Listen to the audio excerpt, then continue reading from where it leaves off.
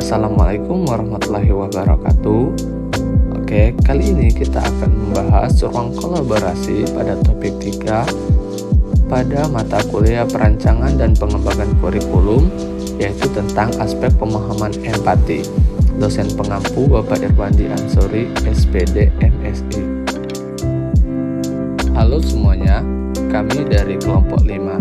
Anggota kelompok 5 beranggotakan Rati Oktiadita, Retno Rahmasari, Rizal Hayadi, Atur Nambelawati, dan Muhammad Badli Santoso. Pembahasan pertama kali ini akan membahas tentang pengertian UBD. UBD atau Understanding by Design adalah sebuah pendekatan pembelajaran yang menekankan pada tujuan pembelajaran itu sendiri, yakni dengan cara menentukan tujuan pembelajaran, menentukan asesmen pembelajaran, dan terakhir barulah menentukan langkah-langkah kegiatan pembelajaran. Capaian pemahaman UBD. Yang pertama yaitu penyelesaian. Mendeskripsikan suatu ide dengan kata-kata sendiri, membangun hubungan, mendemonstrasikan hasil kerja, menjelaskan alasan, teori, dan data. Yang kedua yaitu interpretasi. Interpretasi menerjemahkan cerita, karya seni, atau situasi. Interpretasi juga berarti memaknai hasil karya suatu media ke media lain. Kemudian ada aplikasi, menggunakan pengetahuan, keterampilan, dan pemahaman mengenai sesuatu dalam situasi yang nyata atau sebuah simulasi menyerupai kenyataan. Kemudian yang keempat yaitu perspektif. Melihat dari sudut pandang yang berbeda, siswa dapat menjelaskan sisi lain dari sebuah situasi, melihat asumsi yang mendasari suatu hal, dan memberikan kritik. Yang kelima yaitu empati, menaruh diri di posisi orang lain, merasakan emosi yang dialami oleh pihak lain, dan atau memahami pikiran yang berbeda dengan dirinya. Dan yang terakhir yaitu pengenalan diri. Memahami diri sendiri yang menjadi kekuatan, area yang perlu dikembangkan, serta posisi berpikir dan emosi yang terjadi secara internal. Baiklah, saya akan melanjutkan materi selanjutnya, yaitu berempati dalam kerangka Understanding by Design atau UBD.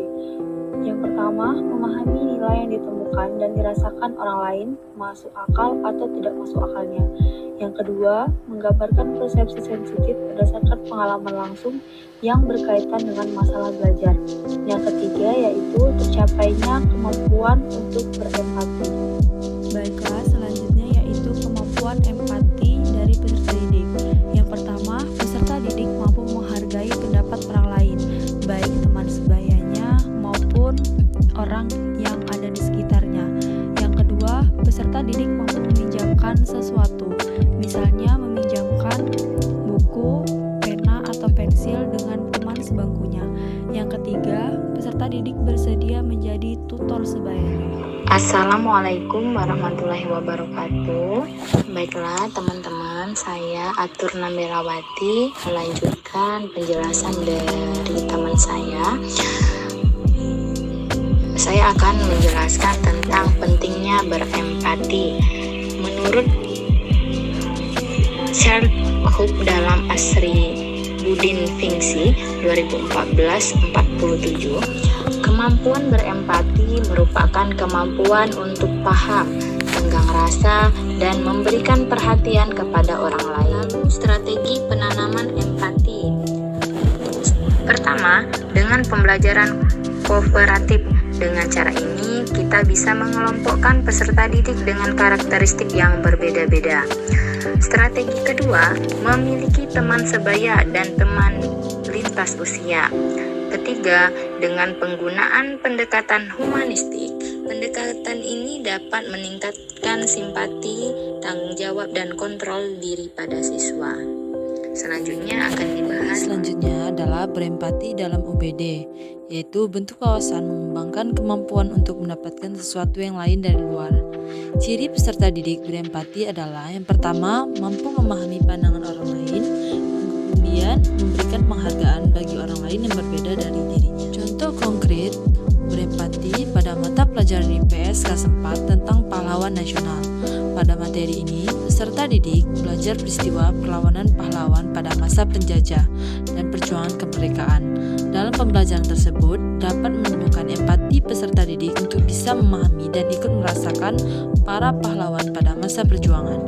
Selain itu, menanamkan rasa empati peserta didik dalam kehidupan sehari-hari, misalnya dengan sikap rela berkorban antar sesama. Saya akan melanjutkan materi yang selanjutnya, yaitu contoh 2. Pelajaran PKN kelas 4 tentang keberagaman bangsa Indonesia. Dengan materi tersebut, peserta didik mampu mengetahui keberagaman yang ada di Indonesia. Indonesia dengan banyak keberagaman yang ada, baik suku, bahasa, agama, budaya, dan ras. Dari keberagaman tersebut, peserta didik akan tumbuh empati untuk saling menghargai satu sama lain. Demikianlah penyampaian dari kelompok kami. Apabila terdapat kesalahan kami mohon maaf.